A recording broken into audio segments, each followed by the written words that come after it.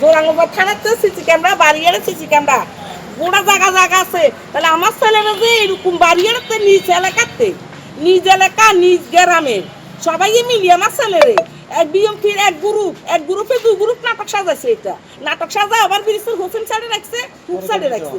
তাহলে দোনো সাইডে যদি মানুষ রাখে, আমার ছেলে একজনই কিভাবে বাঁচে? তাহলে আমার ছেলের সাথে যদি অন্য গুণ লাগতো, তাহলে কেউ মাথা হারিয়ে যেত, কেউ মাথা কাটি যেত, কেউ পাট কাটি যেত, ঠ্যাং কাটি যেত, অনেকজন আহত হতো। আমার ছেলের দুবাই দুবাই কোবাইছে। তাহলে এটা কি করছে? আমার ছেলের উপর টার্গেট করছে না?